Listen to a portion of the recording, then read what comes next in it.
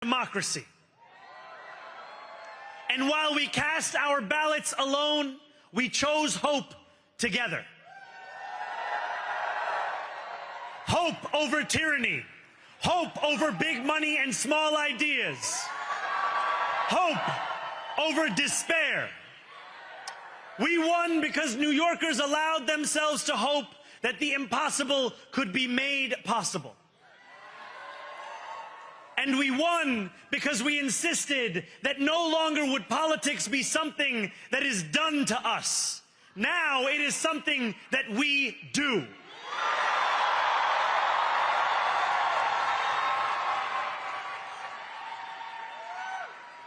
Standing before you, I think of the words of Jawaharlal Nehru.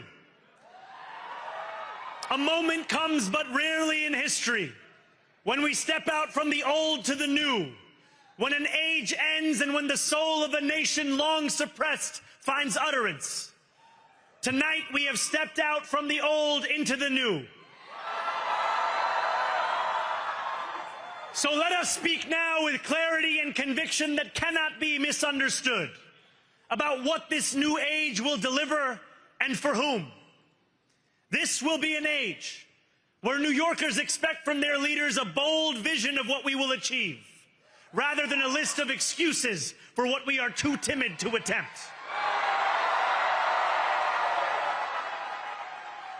Central to that vision will be the most ambitious agenda to tackle the cost of living crisis that this city has seen since the days of Fiorella LaGuardia.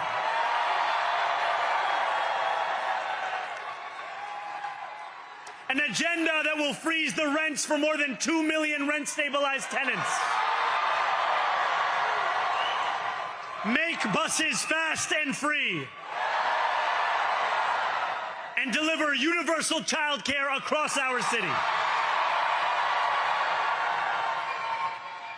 Years from now, may our only regret be that this day took so long to come. This new age will be one of relentless improvement.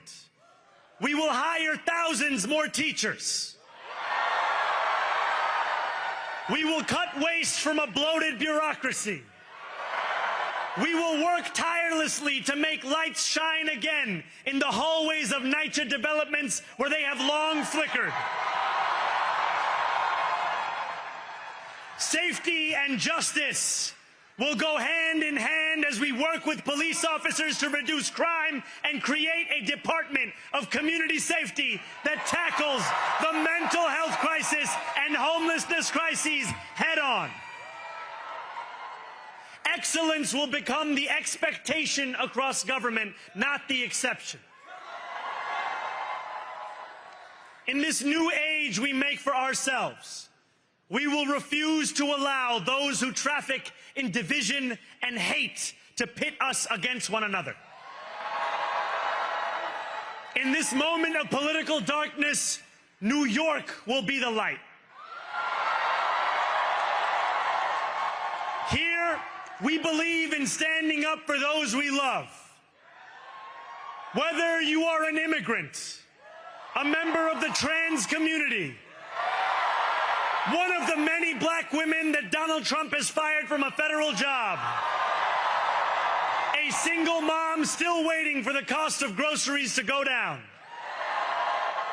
or anyone else with their back against the wall, your struggle is ours too. And we will build a city hall that stands steadfast alongside Jewish New Yorkers and does not waver in the fight against the scourge of anti-Semitism.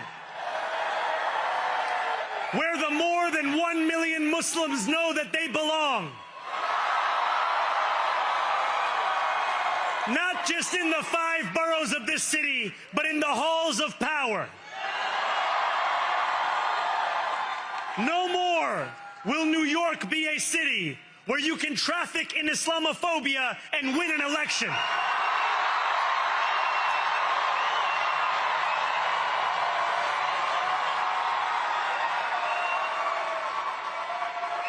This new age will be defined by a competence and a compassion that have too long been placed at odds with one another.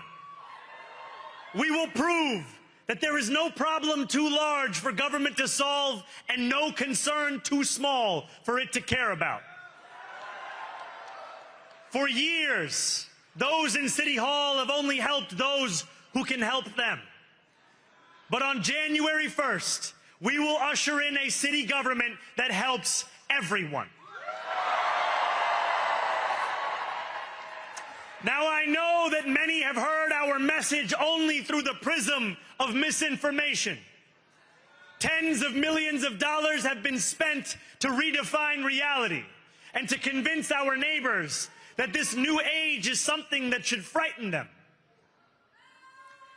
As has so often occurred, the billionaire class has sought to convince those making $30 an hour that their enemies are those earning $20 an hour. They want the people to fight amongst ourselves so that we remain distracted from the work of remaking a long broken system. We refuse to let them dictate the rules of the game anymore. They can play by the same rules as the rest of us. Together, we will usher in a generation of change. And if we embrace this brave new course, rather than fleeing from it, we can respond to oligarchy and authoritarianism with the strength it fears, not the appeasement it craves. After all, if anyone can show a nation betrayed by Donald Trump how to defeat him, it is the city that gave rise to him.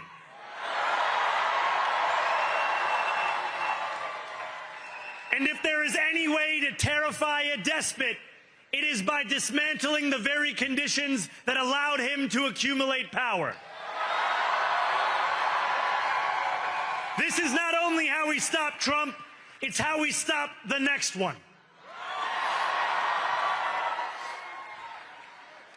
So, Donald Trump, since I know you're watching, I have 4 words for you.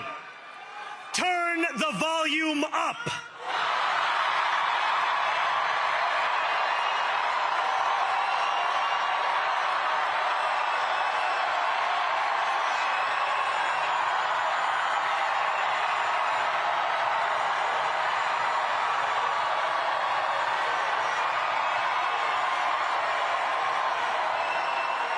We will hold bad landlords to account because the Donald Trumps of our city have grown far too comfortable taking advantage of their tenants.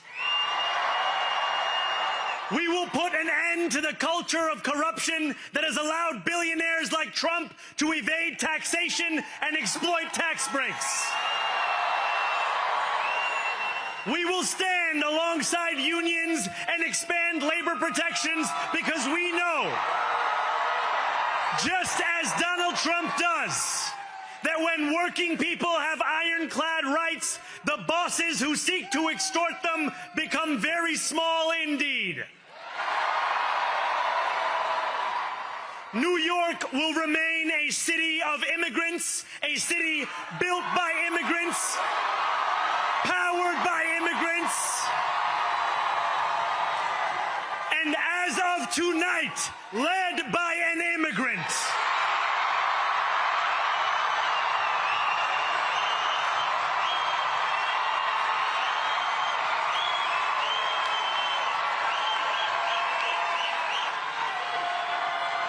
So hear me, President Trump, when I say this. To get to any of us, you will have to get through all of us.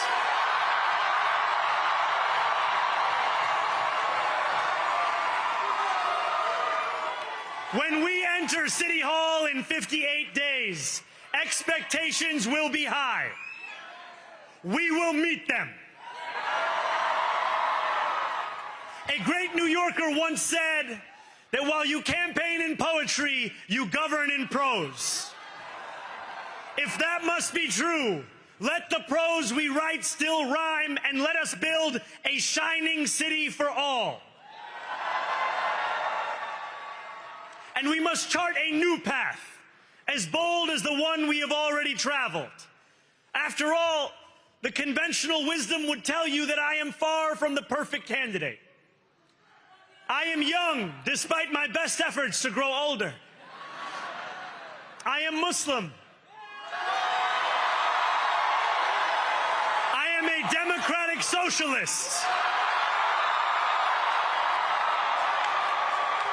And most damning of all, I refuse to apologize for any of this. And yet, if tonight teaches us anything, it is that convention has held us back.